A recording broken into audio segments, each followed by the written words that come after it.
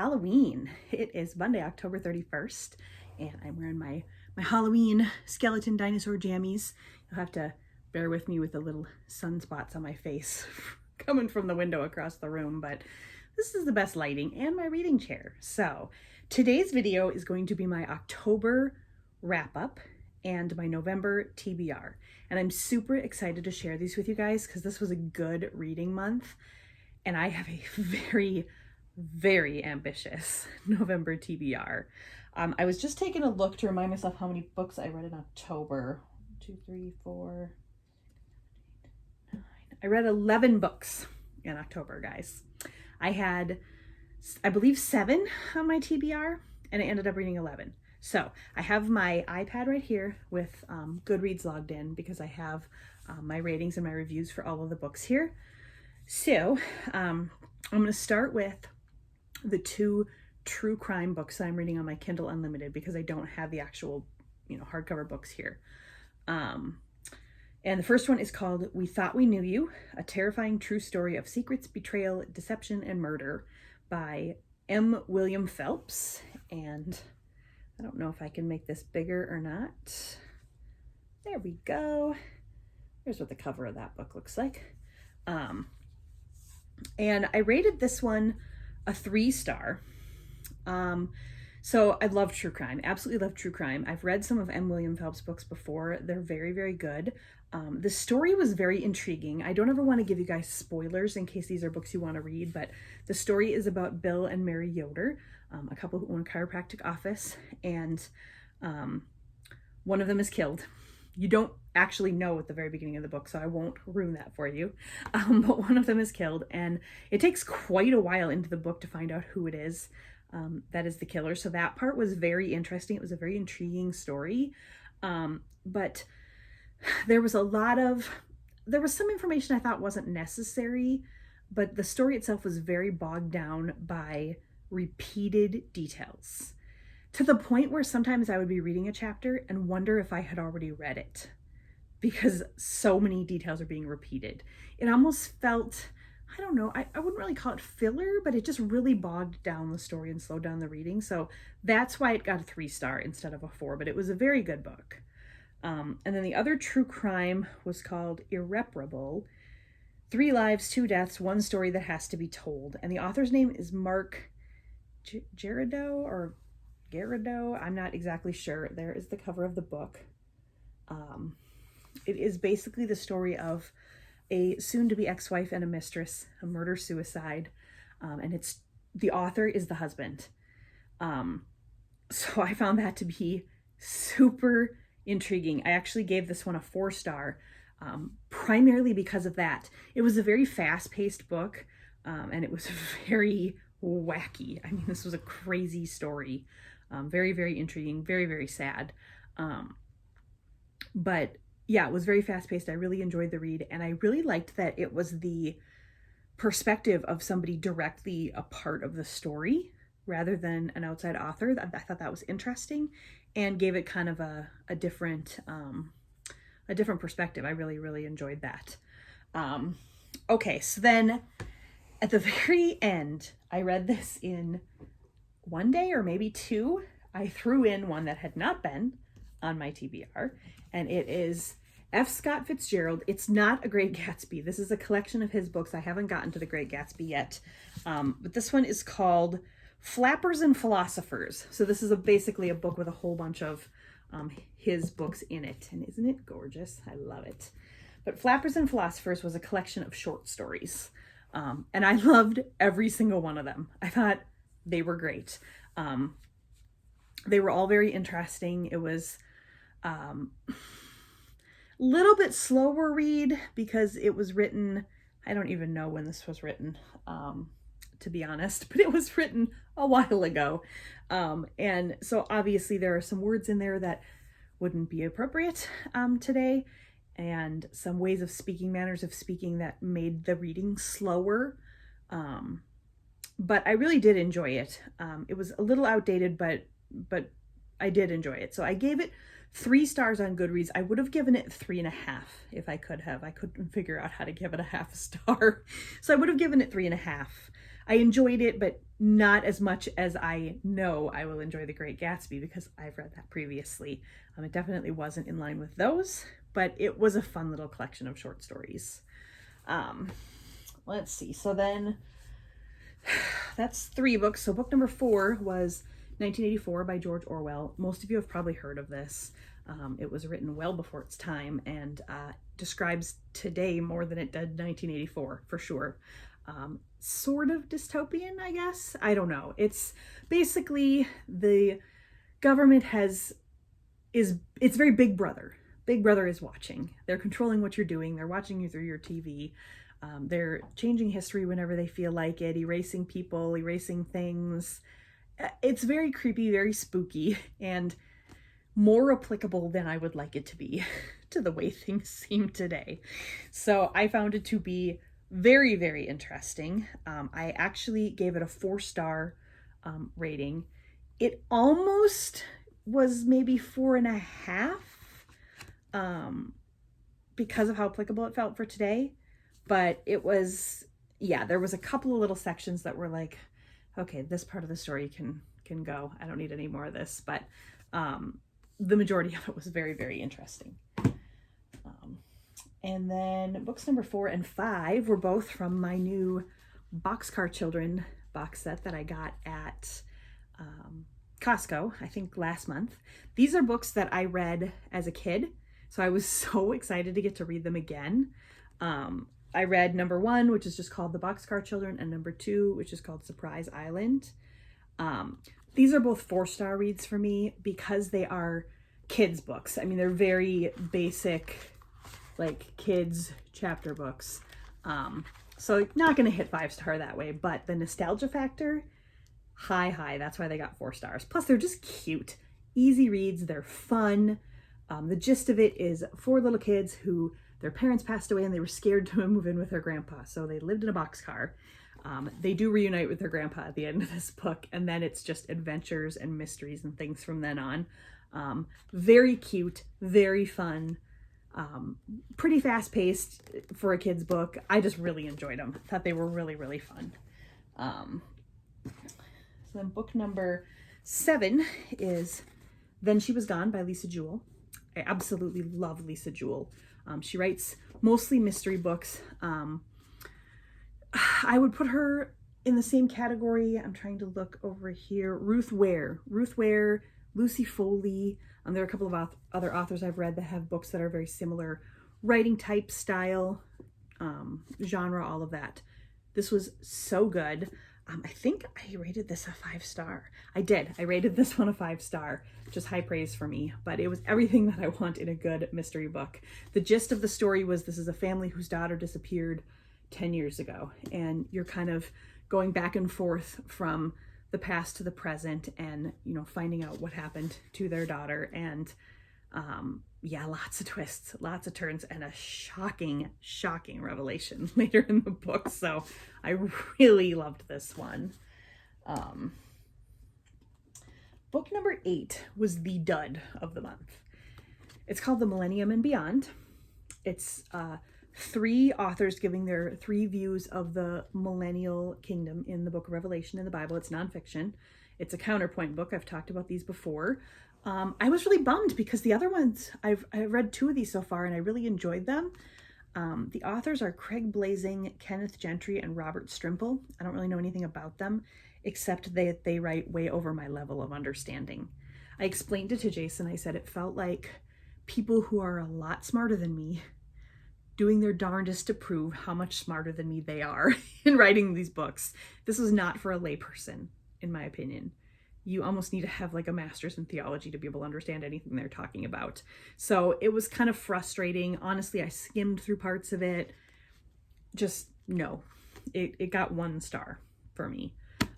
The subject matter, very interesting, but I didn't get anything out of it because I didn't understand it. So if you have a higher understanding of those things, or maybe are a theology major, you'd probably love it.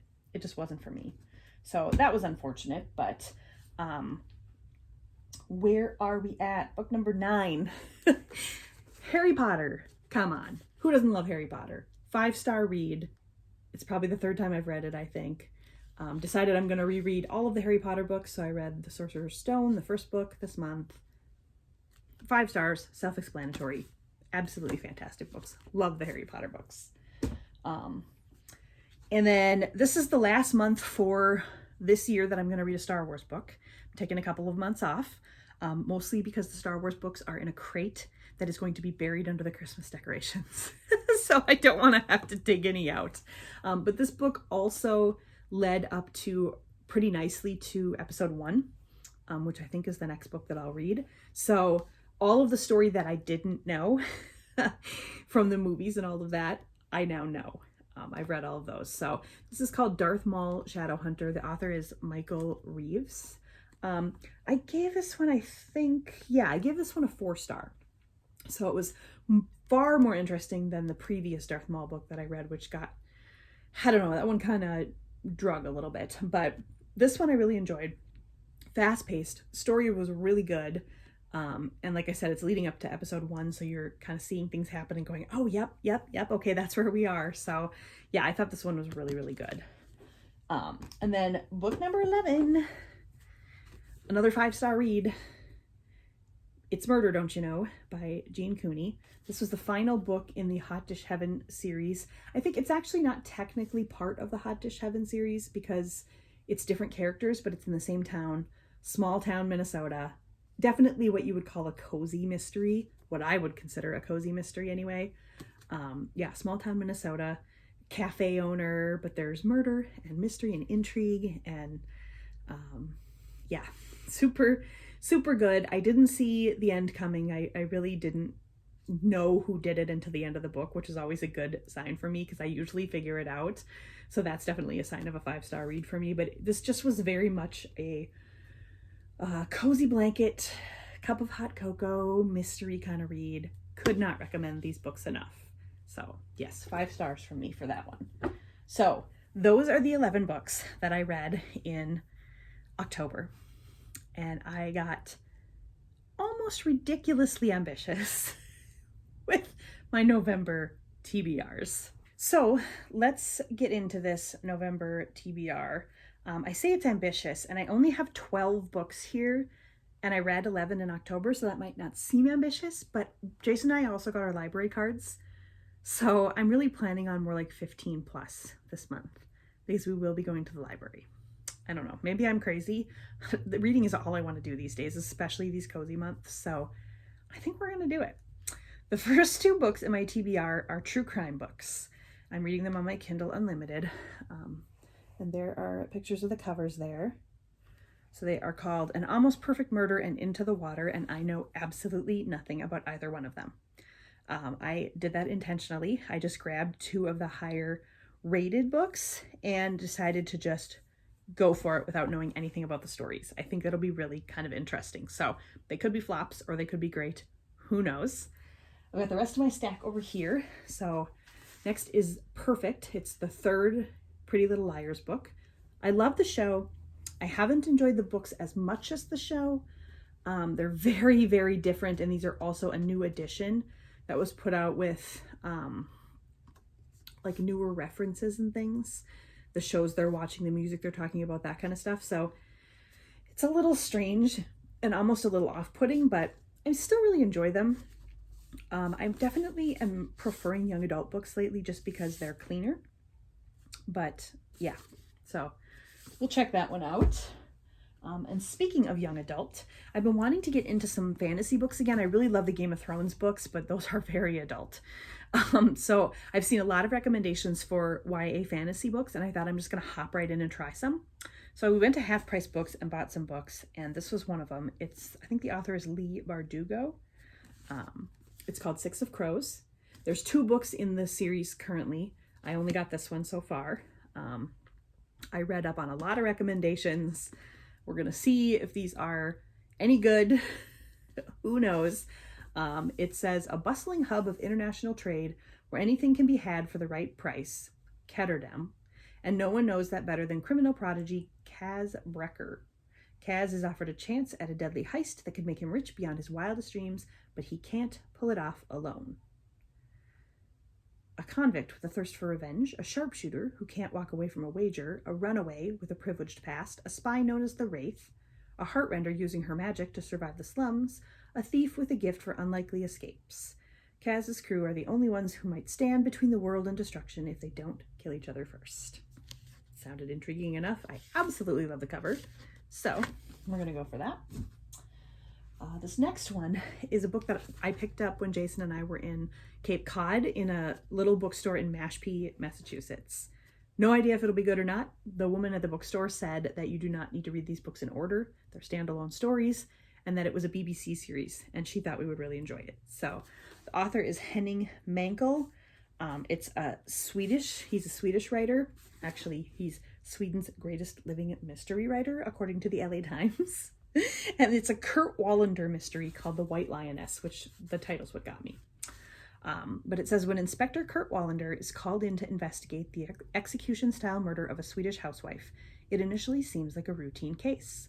He uncovers a suspicious stalker who may have committed the murder out of brutal passion. But when the suspect's alibi turns out to be airtight, Wallander must look deeper into the case, and what he discovers is far more complex and dangerous than he ever imagined. He soon uncovers an assassination plot and finds himself in a tangle with the secret police and a ruthless ex-KGB agent. Sounds intriguing. So excited about that. I had to put another Boxcar Children mystery, the Yellow House mystery, in my pile. So this is from my kiddo books, but super excited, and this will take me like a couple of hours to read. A mystery surrounds the old yellow house on Surprise Island. Years ago, a man vanished from the house, and no one knows how or why. Now, a long-lost clue leads the Aldens to investigate the mystery and to a new adventure. So, excited about that. These are so cute. And then, of course, I'm going to read the second Harry Potter book, Harry Potter and the Chamber of Secrets. I don't think I need to read the back of this. You're either a Harry Potter fan or you're not, so you know what this second one is about, but I'm sure that'll be another quick one for me because I've read it before and I love those books. And then I've got another Lisa Jewell book. I think I might have one more of hers in my to be read pile over there too for future. This one is called The Girls in the Garden. I did love the cover. I'm going to admit sometimes I buy a book because of its cover. This one says, imagine that you live on a picturesque communal garden square, an oasis in urban London where your children run free in and out of other people's houses. Your neighbors have been living here for generations and you trust them implicitly. You think your children are safe, but are they really? When a father's schizophrenic break ends in tragedy, Claire absconds with her two daughters, Grace and Pip, to the idyllic Virginal Park. Claire soon befriends stay-at-home mother Adele and her devastatingly charming husband Leo, and the girls become enmeshed in a clique of neighborhood children. Everyone seems so welcoming. Then one midsummer night, during a neighborhood party, preteen Pip discovers her 13-year-old sister Grace lying unconscious and bloody in a hidden corner of a lush rose garden. What really happened to her, and who is responsible? Dark secrets, a devastating mystery, and the games both children and adults play twist together in this unforgettable novel packed with utterly believable characters and page-turning suspense. I want to start reading this right now. That sounds so good. Super, super excited about that. This next book, so Jason and I went to Menards, and they are getting rid of their books. It looks like they're not going to sell books anymore. So they were all like $5.97 for these hardcover books. So it's got a bunch of stickers, which bug me, so I'm going to need to take that off. But this one is, the author is M.C. Beaton, and the book is called Beating About the Bush. It says it's the basis for the hit TV series Agatha Raisin. I've never heard of Agatha Raisin. It's an Agatha Raisin mystery. And there is nothing on the back about what this story is about. Oh, here it is, inside the dust jacket. When Private Detective Agatha Raisin comes across a severed leg in a roadside hedge, it looks like she's about to become involved in a particularly gruesome murder. Looks, however, can be deceiving, as Agatha discovers when she is employed to investigate a case of industrial espionage at a factory where nothing is quite what it seems. So I think this will just be kind of a cute, fun mystery book, and I might have to look into the hit TV series Agatha Raisin. Check that one out. And then I'm finally going to start these little cozy mystery books that we got in Cape Cod. We got these in Falmouth at a little bookstore. It's a local author. Her name is Maddie Day. We got 3 of the 4 books in the series, so I'm starting this first one called Murder on Cape Cod. And yeah, it says summer is busy season for Mackenzie Mac Almeida's bicycle shop, nestled in the quaint seaside hamlet of Westham, Massachusetts. She's expecting an influx of tourists at Mac's bikes. Instead, she discovers the body of Jake Lacey.